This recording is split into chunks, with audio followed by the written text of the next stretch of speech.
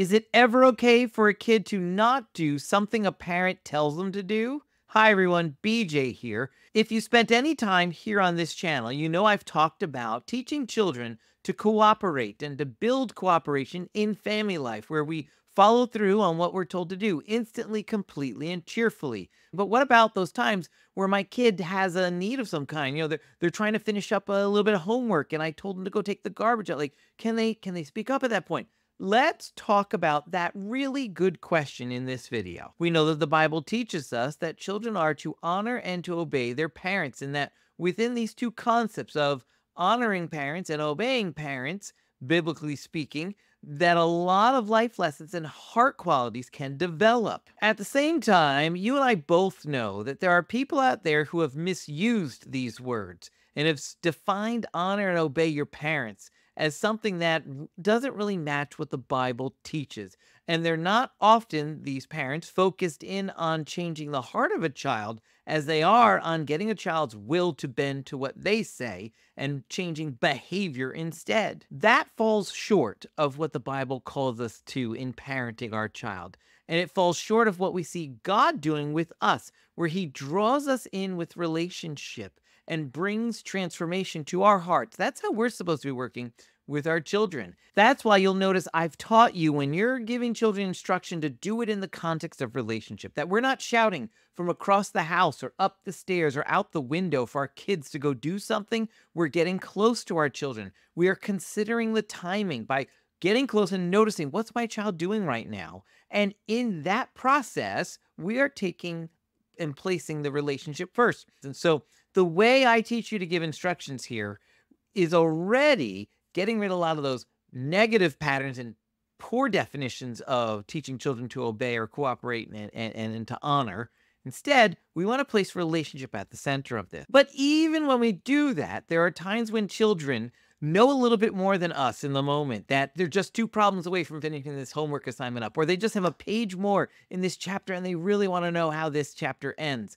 And so we want to give them some space in the relationship to make a wise appeal. The wise appeal is a life skill that everybody needs to learn, whether it's with a parent or with a teacher, with a coach, with a future boss. We all need to learn how to make wise appeals to those in authority over us, because sometimes there is something that we need to let them know when they've asked us to follow through on something. The problem comes when we don't train our children on how to use a wise appeal the right way.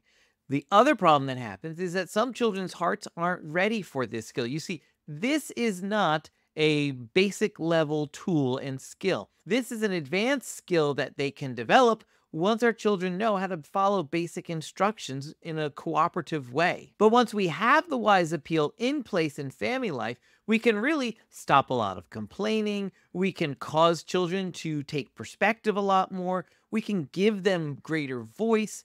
And we can even foster some really great problem-solving skills and transfer some responsibility to them. Sounds great, BJ, but how's this work? I'm so glad you asked. I'm going to show you 3 steps that you can teach your child when you're teaching them the wise appeal. All 3 pieces are necessary for this to work really well, and too many children are skipping the first step and the third step, and they're often misapplying the second step as well. So let's set the stage for how step 1 works. You have something that your child needs to accomplish, a task of some sort, a chore maybe.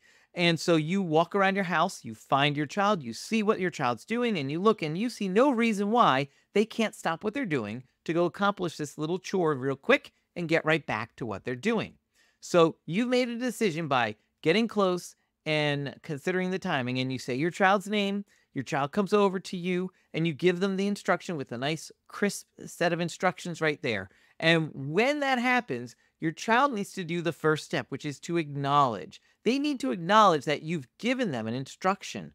And the way they're going to acknowledge is say something like, I understand that you want me to, because, might sound something like, I understand you want me to pick up my shoes from the foyer because someone might trip on them. Or, I understand you want me to take the garbage out because it's full. Something like that helps us know that our child heard what we just said. And it makes us, as the parent, feel like, okay, my kid's listening at this point. that's a good thing because that's going to be built upon in step two. Step two is where our child needs to learn how to explain what the conflict or problem that they see is happening right now. And so that might be something as simply as saying, I have a problem though, because I am just about to finish this chapter. I have one page left. Or I have a problem because I am just two problems away from finishing my homework. So now our child has acknowledged that they heard an instruction from an authority figure, like a parent, a coach, a teacher, wherever we are in their lives. And they're letting us know through explaining that there's a conflict that they see happening. This is much different than what children normally do when we don't teach them how to do a wise appeal. When we walk over and tell them you need to take the garbage out, and they often will turn on and be like, oh, come on, I'm trying to win this game. Or, oh, can I just please stay? I got one more page to finish this chapter. And it gets negative real quick. This is keeping it positive. They're acknowledging and they're explaining. And the third part is where they request. Now's when they need to make a request. So they ask a question. So can I take the garbage out once I finish this one page? So can I take the garbage out after I beat this level? So can I put my shoes away in 5 minutes when I finished up with this homework? They're asking their question. They've explained to you what's going on and why they need just a couple more minutes to do something. That's the wise appeal. They acknowledge that they were given instruction. They explain the problem that they're having, and they make a request for what they would like in order to accomplish and overcome this problem. And now, ball's back in your court as a parent. When a child makes a wise appeal, you might decide, oh, okay, sure, yeah, no problem. Go ahead and you can get that done in a couple minutes. You might even say something like, you know what, that sounds fine to me. Come check in with me, though, before you go off to the task, so I know that you're going off, that I know you're done with this game or that homework assignment, and you're off completing the task. It'll just help me know how things are going. But you might also say no. And that's a real possibility here. That's why it's a wise appeal. You might say no in the process. There might be other things you know, or there might be other needs that the family has at that time where you can't honor that request. Now, it's great if you can honor the request, and it's great to be able to do something like that, but there are times where you can't. You just have to tell your kid, I'm sorry, thank you, you did that so great. That's exactly how the wise appeal works. Unfortunately, this needs to get done right now. And at that point, your kid needs to accept that the request was denied, and they need to follow through at that time. But as a parent, we want to honor that request if it's at all possible, even if it means setting a little timer on our phone for ourselves so we don't forget that we said that, and we could follow up, because a kid can easily lose track of time innocently and go to that next chapter by accident, or go to the next level by accident because they're excited. They overcame a level. They want to play the next level. That can happen. Set a timer for yourself on your phone for like 10 minutes and then check back in. Make sure things are getting done. And don't get upset if they forgot. Some of you now are really excited, and you can't wait to teach your kid this because it feels like, wow, okay, this is how relationships work. And I'm going to work on having my child follow instructions, but at the same time, there's this option called the wise appeal that can keep our relationship working in the right way.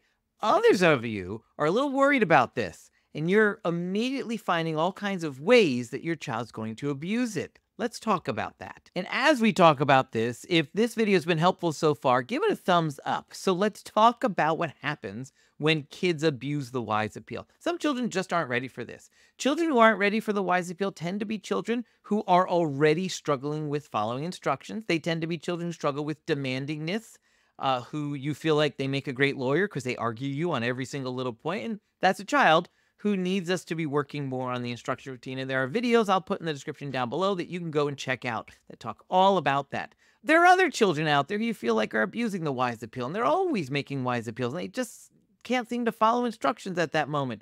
If that's the case, there's nothing wrong with saying, you know what, I want you to work on the wise appeal, but your heart doesn't seem really ready for it. Let's work on you following through first and then talking to me. And that's where you go when kids start to abuse the wise appeal, or if you're afraid they're going to. Work on following instructions first, and then add this into the routine next. But add it in at some point. Every child needs to learn it. And if you are struggling with your child to cooperate in family life and get them to just kind of follow when you say to do something, you want to check out the resource I have in the links down below just for you. Check it out.